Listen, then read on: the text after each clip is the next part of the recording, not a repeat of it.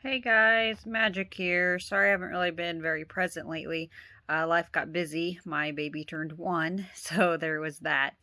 And I did get the book published, so there's been a lot going on with that. And my son fell a little bit behind on school whenever everybody got sick, so I was spending a lot of time trying to catch him up. So I just haven't had as much time to make videos as I would like. However, I did want to let you know that we went to the Science Museum where we got to look at some live bugs. There was one in particular that made me feel really sad inside, and like they had these statues that moved too. It was pretty cool. Like the butterfly actually flapped its wings. The mantis one was broken, so I don't know what it was supposed to do, but it was cool looking.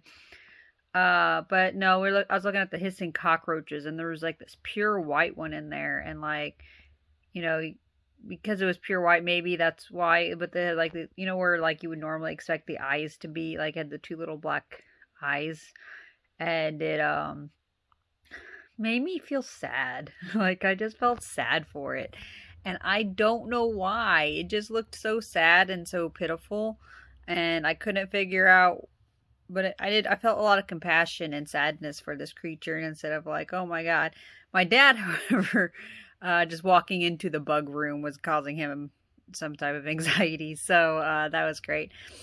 So I felt a lot more comfortable than I thought I would. I've also noticed that I don't get as panicked whenever bugs are close to me, no matter what kind of bug they are. I don't freak out. Now, granted, if they can sting me, I'm still cautious. Like but I don't mess with them. I don't run from them anymore. I'm kind of just like, okay, they're there. They're not going to hurt me unless they invade my personal space bubble or land on me. I don't freak out.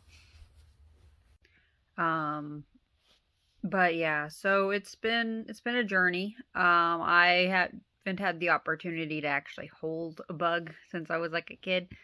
Um, but I mean, I have practiced with like, let like say a fly lands on me or something, I don't instantly shoo it away.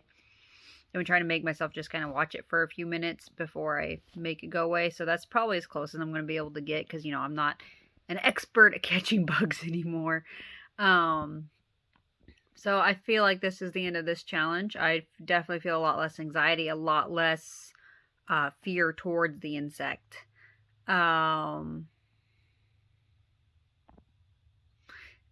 so I do apologize for the little interruption earlier. If you noticed with the transition, it was mostly my son coming and asking if his pizza was done cooking, which, it just got put in the oven. So no, it is not done cooking.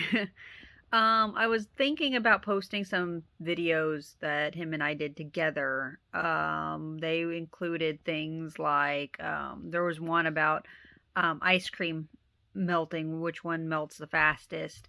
That one I have some reservations on posting because there is a neighbor kid who, no matter how many times I asked him to, would not stop shooting his airsoft gun. And granted, you don't see the kids. Like, I think maybe you see my kid's hand, and like at the end, when I did a little interview with them, we're indoors and you can't hear it. But throughout the ice cream melting, you can kind of hear the airsoft gun, and that bothers me on some level. If you think it would be okay, uh, just leave a comment and I'll go ahead and post it. The other ones are like, ones like my son Lou, he's teaching how to do math problem or something, because we had to do a video for his teacher and he was wanting me to try to upload it. If you guys think that'd be a good idea or wouldn't mind seeing that, just leave me a comment and I will decide based upon the feedback I get what to do next. Alright guys, well thank you for listening to my ramblings about the fear challenge, and I will update you on the next one. Actually, hold on a minute, and I will get that for you. All right, so I looked at my paper. Sorry, I had it in another room, so I had to stop again. But, yeah, apparently my next fear to overcome is escalators. So real quick, I'll go over why I have a fear of escalators in the first place. And then we will talk about, maybe ideas for overcoming it. So when I was little, not very old, like probably preschool, kindergarten age, doubt I was first grade, but I was like somewhere between 4 and 6. And I don't know why, but the idea of moving stairs always bothered me. I was like, oh, that's unnatural. Stairs shouldn't move. They're stairs. So one day I was out with my aunt and my sister, who was 2 years younger than me at the time. But my aunt was trying to convince me that the escalators were fine, but obviously I wasn't having it. So we went up the stairs the first time to go. We went to her meeting, whatever it was, and then they sent us out through the exit. Well, for whatever reason, their exit had the stairs blocked off. We couldn't take the stairs, and all they had was this escalator, and I didn't want to go down it. So she told me that she was going to take my 2-year-old, or not 2-year-old. Yeah, well, I guess if I was 4, she would have been 2. She would have been somewhere between 2 and 4. She tells me she's going to take my little sister down with her first. And they got to the bottom, she would come back up the other escalator and get me, and then I could go down, because then it would be proven that the escalator was harmless, right? And I agreed to this. I was like, sure, yeah, you guys make it down, fine, I will give it a go. And well, they started to go down it. I guess my sister had her shoe untied or something, but some type of article of clothing of hers got snagged in the escalator, and she fell. Well, my aunt went to grab her to stop her from falling, and when she did that, both of them fell down the escalator, and both of them got kind of scraped up, hurt. And I, meanwhile, am panicking at the top of the escalator because I don't know what to do. I'm freaking out. I'm a little kid. I'm like 4, 5-ish. So I'm like, oh my gosh, what do I do?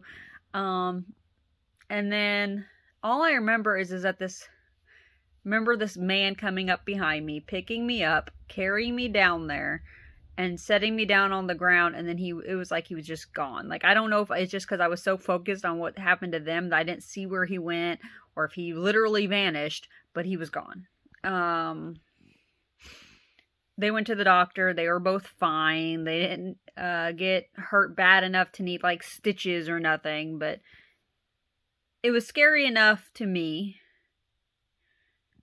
Because they did have like a bunch of scrapes and cuts and a couple bruises and stuff, and so I was like, that, I guess for whatever reason, that imprinted in my brain that escalators are terrifying.